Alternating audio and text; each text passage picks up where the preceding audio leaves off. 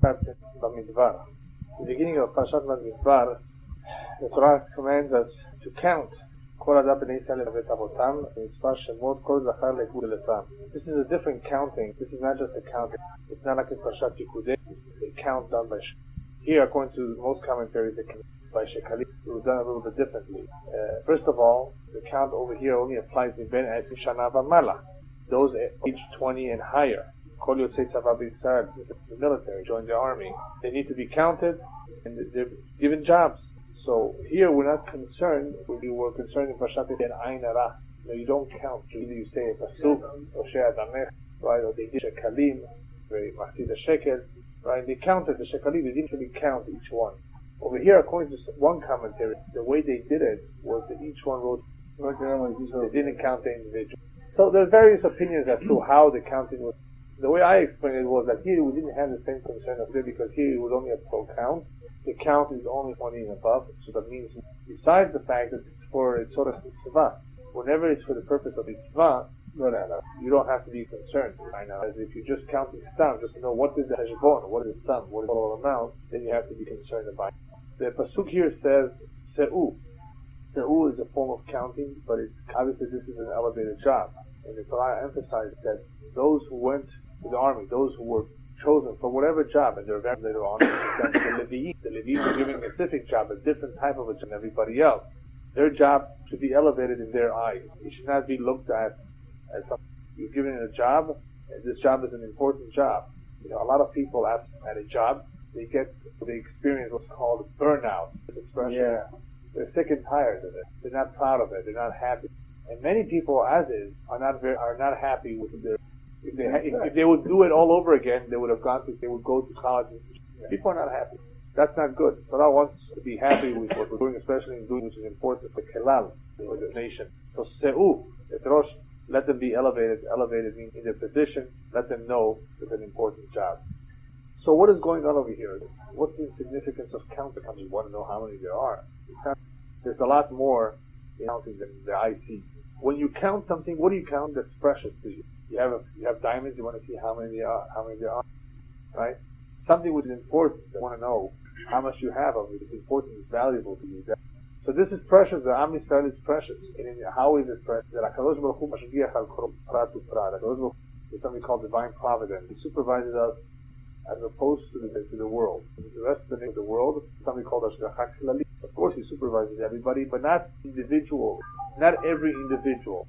By us, it's every individual. It's like we have a direct relationship, like Kesher with Hashem, something which the Umot HaOlam don't have. Of course, HaKadosh Baruch Hu can eat on a personal level by the going, but he does not.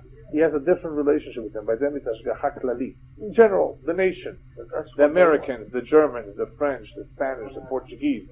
With Am Yisrael, it's every individual. Reuven, Shimon, every single individual who has a kesher with him, who knows what's going on with him, always on top of him. It's like a father and a child. It's a different kind of relationship. That's called Ashgacha Terativ Ashgacha Klali. And that is the significance of it, to let us know that each is important. Which leads us to the famous point that Kol HaMatzil Shachat Yisrael, Kiyu Yisil Olam Maleh, whoever's Jewish soul, one Jewish soul, is like he says, there's great significance in saving a Jewish life. If you can do it, you cannot stand by and not do it. If you have within your power to save somebody, who do it. Now, if you're going to jump in the water, you're going to drown yourself, and even if there's a have to risk your life, we're talking about when the chances are very high that you will save that person's life.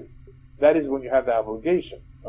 Sure, I mean, every human being is from God. It's said in Elohim. It's also a big mitzvah, a good thing to do, a righteous thing, but you don't have the duty to risk your life or to get involved. You don't have to, but it's a good thing. It's definitely a right, Kiddush Hashem, mitzvah is considered a good. But the value here that the Torah is letting us know is the value of every single Jew, and that is one of the ideas behind the counting. Okay, now, here the counting is being done in Venice Shana V'Mala. What's the significance of that? Which one? Now, here we're talking about the army. Obviously, they're being drafted at the age of 20. Right.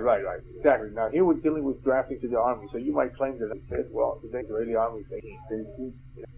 I guess humanity today has decided a certain level of maturity, that the one is capable of tremendous responsibility. And he's given that a responsibility only at age. Here also we're dealing with the Torah says no, it's age 20 less than that. But there are obviously more than one reason. It's a significant number. First of all, it does have to do with maturity. And the way we know it is because the Kabbalah says up until the age 20, one is not punished by. After the age of Bar Mitzvah, he's responsible for his actions. And if there are witnesses, he would pay for what he did. After Bar Mitzvah, he's a man. He's considered a man. He's part of a minyan. He answers zimun. So he's a real man. However, there's different levels of maturity.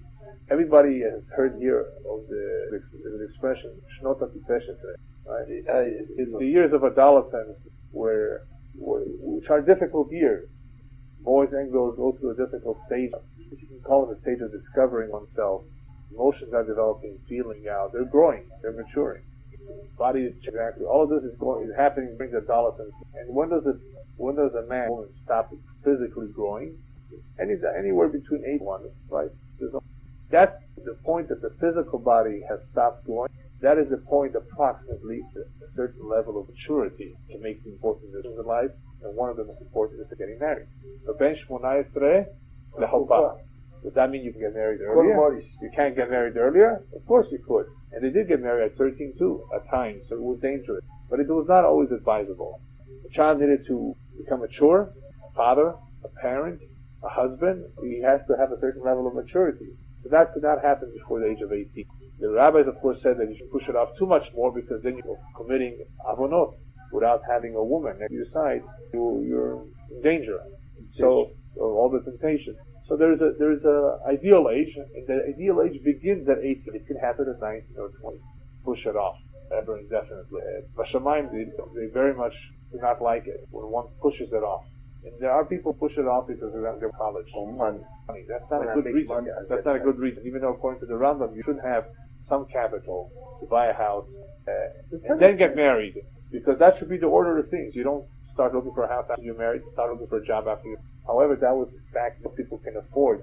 Perhaps with 1 year's house. Today, you need 10 to buy a house. So if you wait till you make the money, you'll have white hair before you buy. Or no hair, exactly.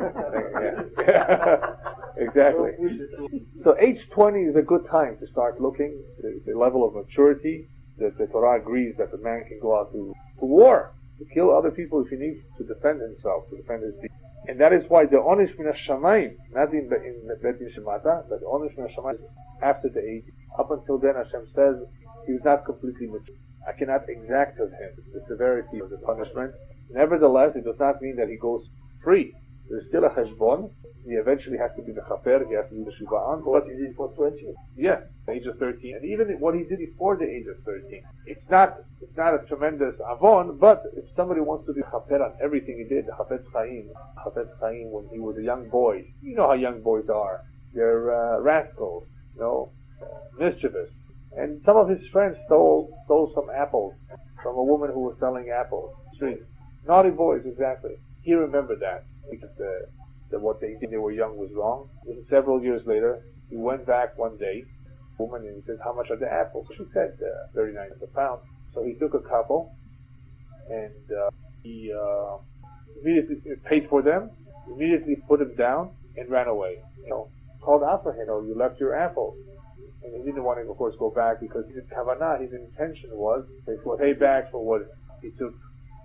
I think it was also with Rabbi Melech Menezhensk, who was a tremendous tzaddik. He used to do teshuvah for the time that he was been sucking his milk. He slapped her once.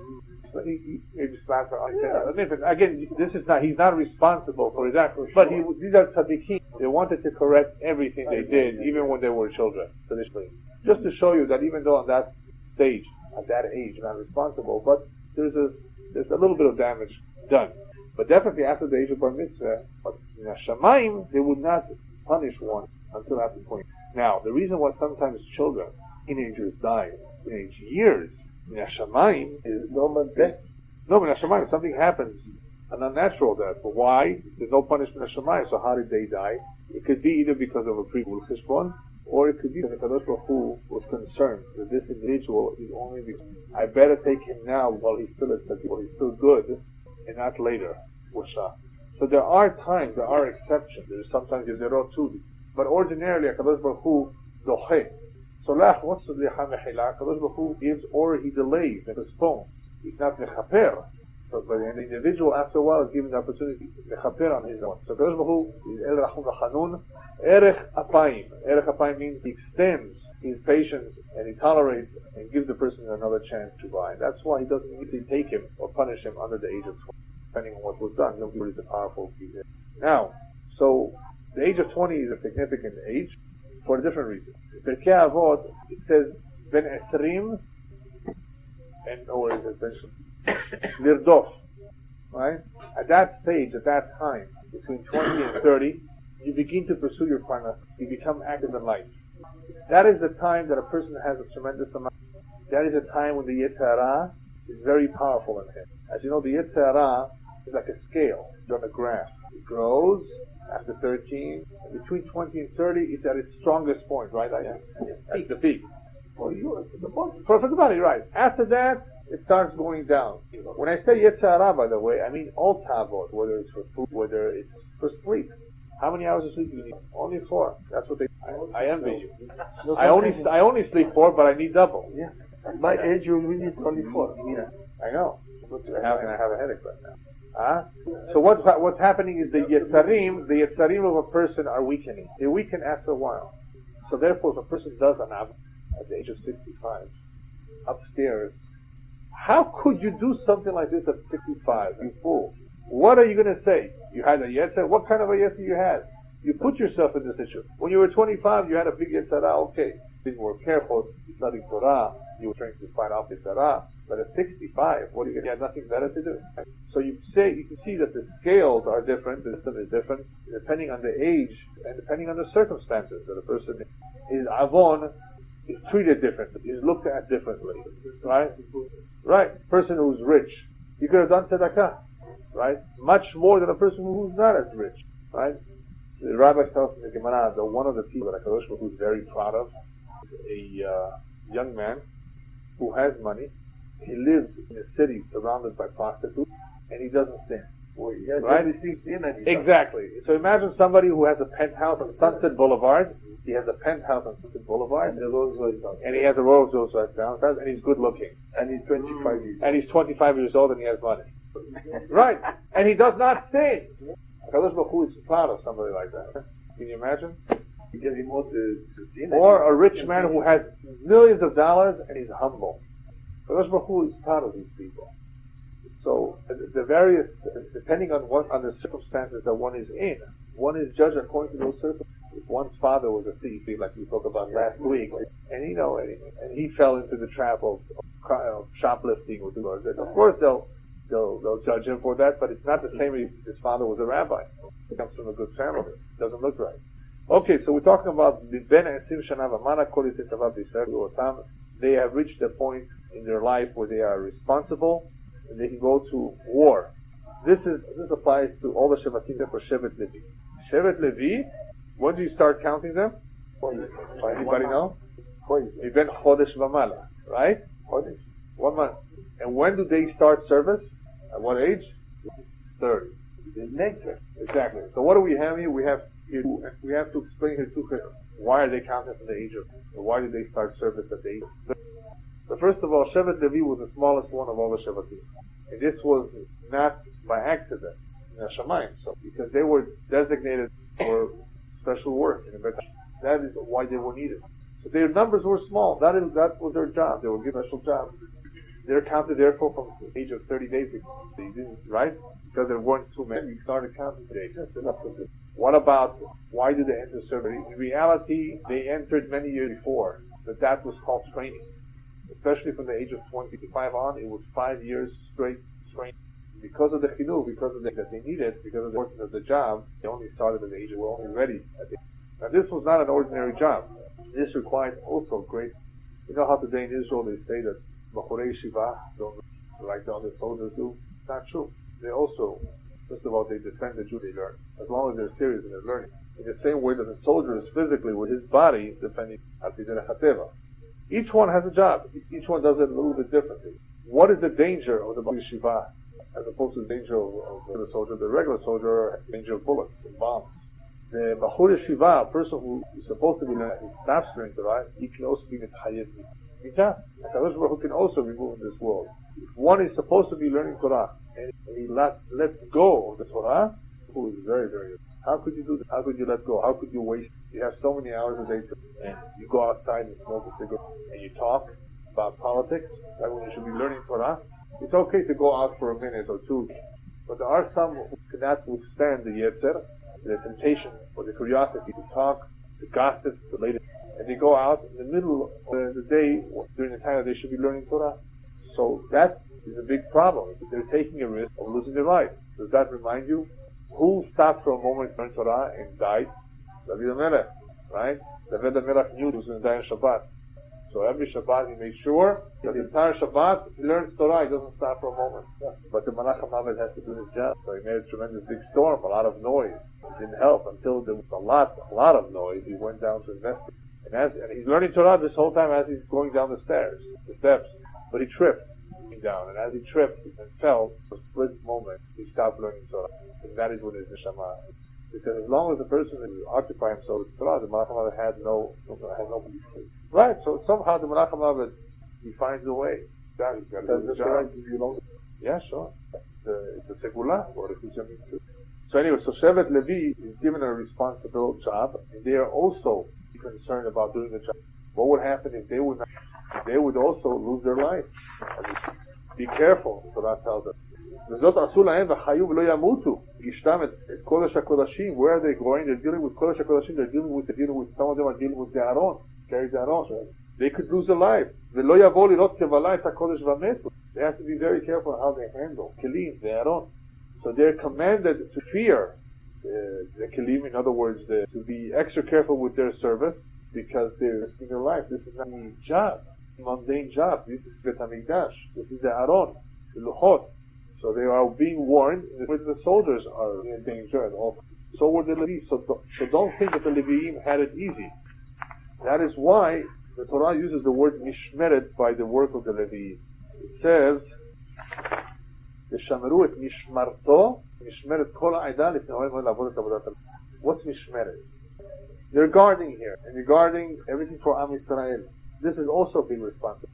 Why is the Torah telling this? So you shouldn't be envious of them. Don't think that they have it easy. They have it difficult. They are involved in a situation with mishmeret, of guarding something very holy, and if they don't do it right, they're risking their life. So this job means responsibility. It's not a privilege. It's not that they're better, they're special, they're given this job. No, this is a job that involves great responsibility and risk. And that is exact mistake that people make. They misinterpret your word. You're the chosen people.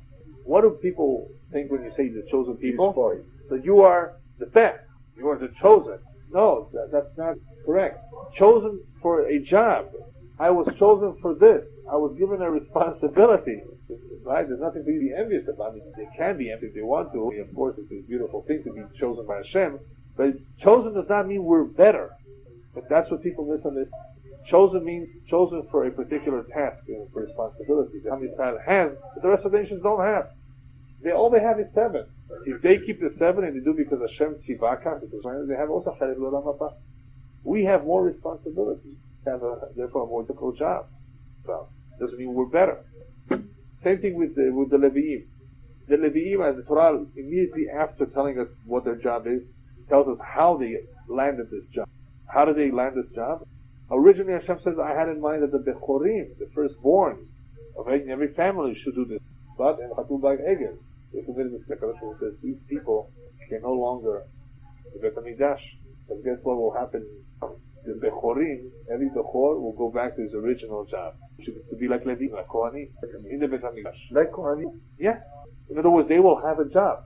Instead of the Kohanim or Levi, the Kohanim and Leviim actually continue too. Each one, there's enough activities in the Bet HaMikdash. But the Bechor, who has a Kedusha, right, he's holy, so the moment he's born, right, the Kedusha is always there. But the job was taken away from them and given to the Leviim. Also have a Kedusha. And of course, as a result of that Kedusha, they are the ones now entrusted with the job in the Bet HaMikdash. So HaKadosh Baruch Hu tells us that originally I had in plan to take the Bechorim. But because of Chet HaEgel, I took instead. So the Leviim now have this important job, this facility called guard. And it's not an easy job. Okay, another point we see in Parashat Bamidbar is the flags.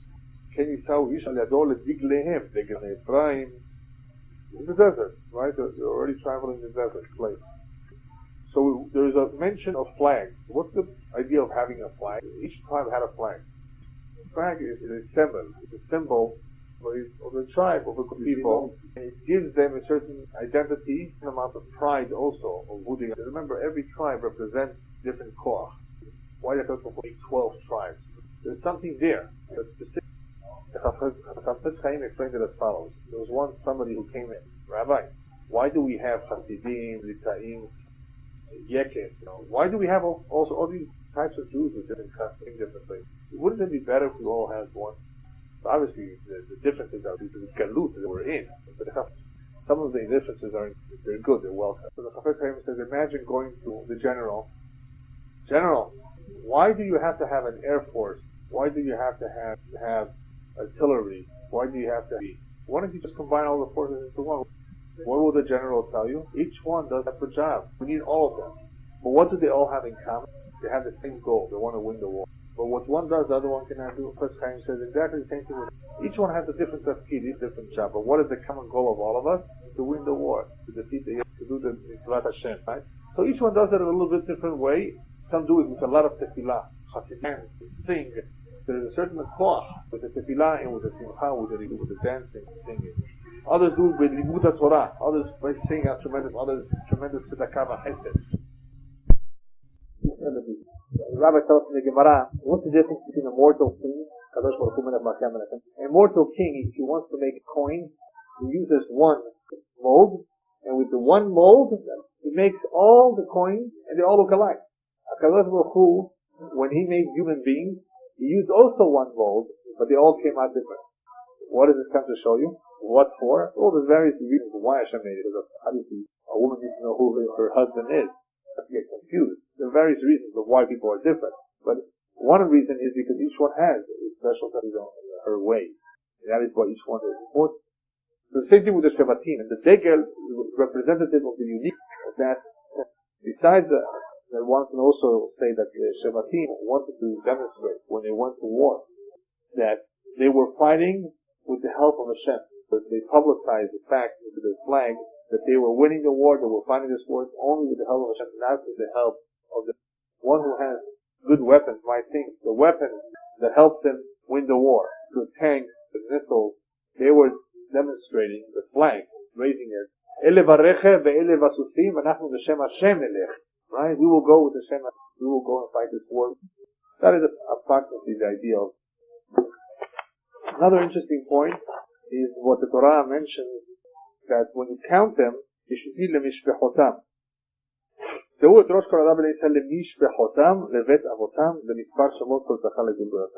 an emphasis here of mishpachot, family. The commentators explain that this yehus.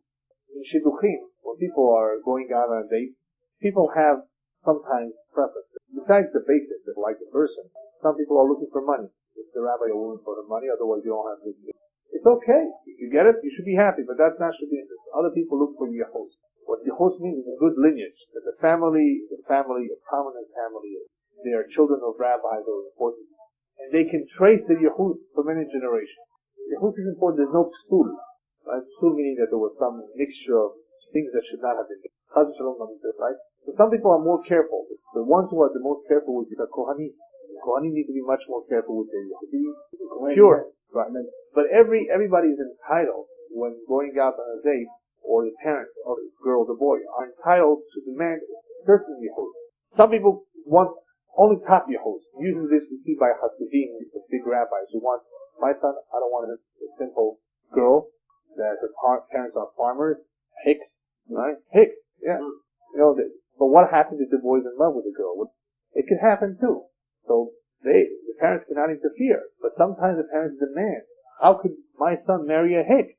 Right? Or somebody pashut, when we are such a prominent family.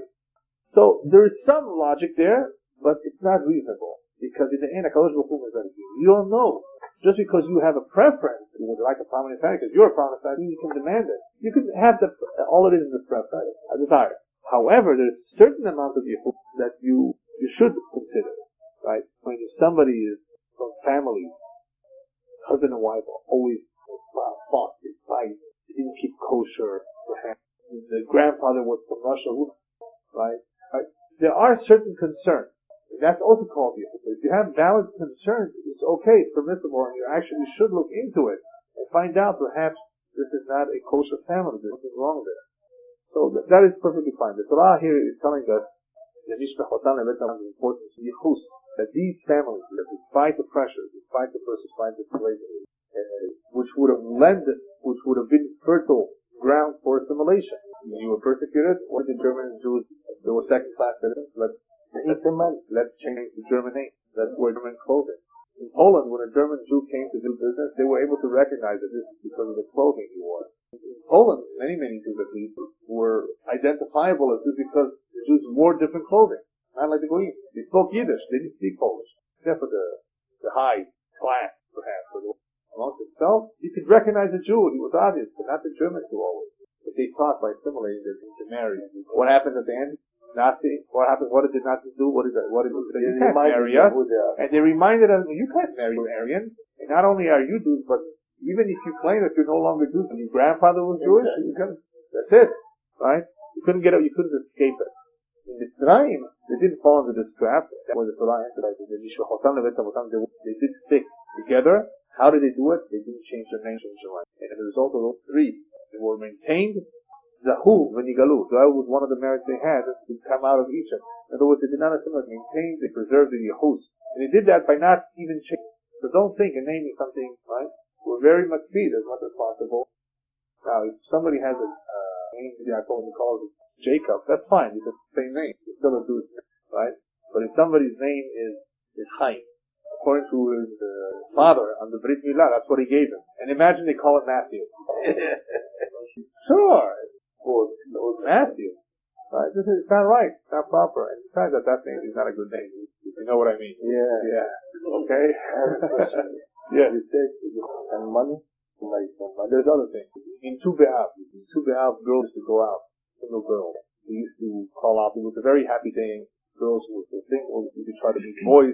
It was done, of course, with youth, and they used to call out to the boys. Those who were beautiful said, don't look at the Yehud, don't look. Those who were not beautiful had money. Those who had no money, no beauty, they said, look at the Yehud. And what did the ones who had that had none of the above? They were not beautiful, so beautiful. They had no Yehud. They told the boys, don't look at all of these things. Marry a woman, Hashem Shamayim, on condition that you dress us up and give us your live. In other words, we have nothing but Hashem Shamayim. But just remember something else. The Gemara does say that in reality, Jewish girls all have a certain amount of beauty.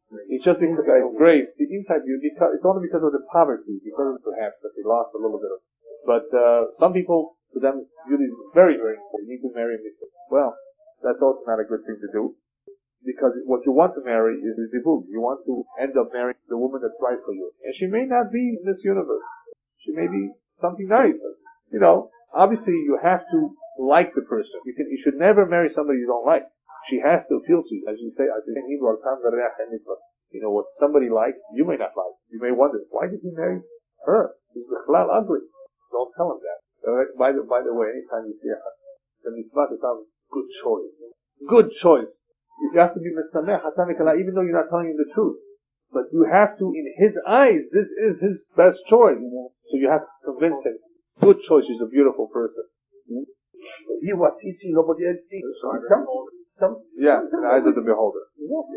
Okay, let's finish up over here. So we have here the importance of the host. That is important, but one should not despair, of course. It's a fine girl with good family, more or less. Doesn't have the money. It's not in this universe. The host is not all there. It's also fine. It could be that his zivug. You can't be too picky. Of course. Yeah. What? Zivug is your soulmate, the one that was destined to you. The one for your soulmate. What? Yeah. So you say somebody go for money, it doesn't. Right. Whoever marries only for the money. I mean, if he's looking for a good girl, but also that has a little bit of something, that's okay. Don't let it be the only. Right. But it doesn't. You should know one thing. The person is very, very adamant about getting what he wants. He may not end up getting his. You know what they say about blondes? There's some If he wanted a particular type, in the end he might get that outer appearance that is beautiful to look at, but inside it's rotten, or it's empty. It's an empty vessel. So what's more important? You see, what most people make a mistake is they want to marry what they want instead of marrying what they need. A woman is not only your companion, she'll be the mother of your children, and that's what people forget when they're dating. Not really. She has to be a good Be good inside. Honest. The right hashkafot. There's a kid, what the Torah? She doesn't have to know. The right hashkafot. She has to be a top. Torah, right? Not. Educated in Torah. You have to have good hashkafot, the right values, similar values, possible similar background. Yeah. I said, Right? Yeah, go ahead. And you know what? She wants to be a doctor, and said, I'm very much against it. He doesn't like this girl for education. Yeah. And he's right. Let them be a home wife, they go for it. It's their home. They don't have to be doctors and That's what they go. And they go, but it's not the anyway, unfortunately today there are many divorces. Why are there many divorces? Because people do not understand what marriage is all about. And they also don't have the patience to resolve the problem. And there are times that marriages, and they somehow, to start with, and they somehow got together because they thought, good, or because the parents suggested it. The only way that you somehow guarantee following, first of all, you have to pray that the Rosh Baruch Hu should send you the right one. Number two, you have to be a good, like the saint is saying, if you want a friend, you have to be a good man. You have to have good midot yourself. No, so the other person hopefully can relate to that. It takes two to tango. In other words, one mistake that causes the other one to fight. And according to the Kabbalah, if one goes against it, uses his wife to go against it. She should be an ezer kenegdo. If he follows the Torah Mitzvot, yozeret lo, the ezer, loy kenegdo. The Kadosh Baruch Hu used that to give him gehenom in olam hazeh too. So he has to be a good man, to pray. Yes.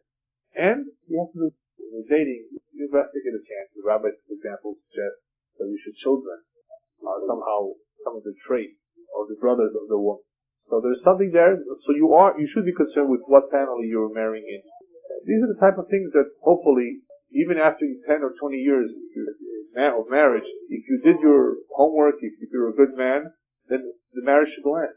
But remember one more thing. For those who even if you're married, I think people change. You're not the same as you were on the day. There's a lot of life experience, disappointment, life change of job, there's a residence. People go through a lot in life.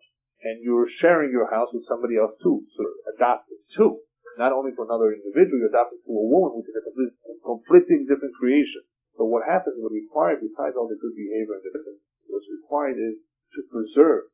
When you have a beautiful garden that you spend thousands of dollars, if you don't water it, and you don't fertilize it, it's going to go down a marriage has to be watered. It has to be preserved. You have to do also happy birthday, surprise her. Even if she complains to you the next day, at least you got peace for 20 minutes. Yeah, these investments usually only last about 24 hours. Yeah, they don't last about. But it's good you have the 24 hours. After that day, something else will happen. She'll complain about something else, right? I think. Good the 24 hours. But Baruch Hashem, the 24 hours. Rabbi, you have to tell her that you love her. Yeah, of course, it's very important. Some people don't say it, and Anyway, there are tricks. There are tricks to the trade, and I'm still learning. You need foundation. Yeah. Foundation based on 2 or 3. Right. Honesty, child. Open lines of communication. Care. Open lines of communication. That's very important. To care about it. I was told, before I got married, I was told, this is something very true, there will be maybe even a fight. There may be a lot of misunderstanding. Just make sure one thing, before you go to sleep at night,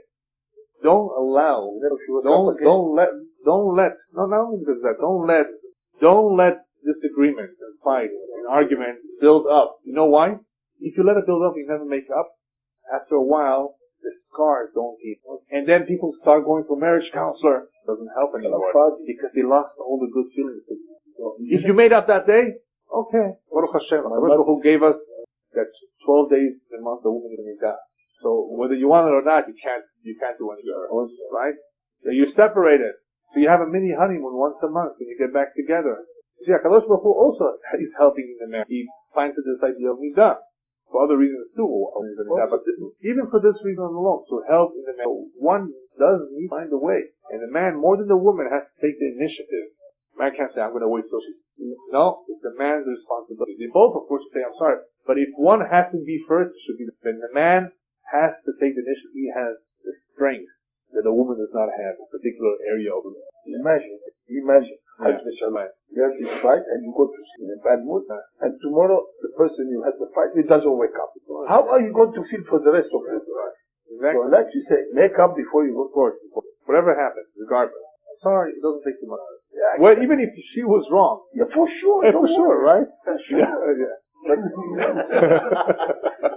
Right. Even so, say, I'm sorry. You only win, right? Yeah. Far away. Yeah. My grandmother said, you have 2 ears, one to go in and let it go out from the other. Yeah. Okay, let's finish up over here. So the Torah tells us in Parashat Bamidbar about the importance of the jobs that were given to everyone, according to Shevet Levi. And the rabbi tells us any job that you do have with the Tzibur, one should do the Shem. If one does it the Shem Shamayim, he will not have burnout. He will value what he has. He will be part of what he has. He will realize that this is in Hashamayim. You will, of course, be completely devoted to it and dedicated to it. There was once an individual came to the Chazon Ish. The rabbi, I'd like to change profession. I'm a diamond dealer. Or I'd like to polish that. I think he said he'd like to polish. That's another profession. He says, I don't understand. Isn't that what you're doing right now? A teacher, a good teacher, is knowledge properly. That is what he can be doing, polishing diamonds, polishing. But depending on how you look at it. There was once a rabbi, what do you want to grow up? What do you want to do for a living? So he said, I want to become a Rebbe teacher. He said, why? Well, they earn a good salary. He said, if what you think, the reason why you're thinking of being a Rebbe of children, a Chanech, Yiladim, give them good Torah because of the salary, then you're not. Same thing with moving to Israel. The only way a person can go to Israel and settle and stay there and not come back is if he has a little bit of idealism. I'm going to Israel because I love this land. And I'm willing to sacrifice, even though all I'll eat is food today. I won't have hamburgers, and I'll be living in a smaller apartment. And I won't have a maid, and I won't have a backyard. And I won't have 3 cars. If you know that in advance, and despite that, you're willing to sacrifice it, then you have a better chance of settling. Eretz Israel requires Mesirut Nefesh, self-sacrifice. So the only way you can self-sacrifice is if you value, you know what it is. If you value your job, then you will. Okay, I think the last point that I wanted to cover was, we talked about Mishmeret. They were guarding the Kelim, or guarding the Bamidbar. What's this idea of guarding? We think that we guard the Torah. Torah really guards us.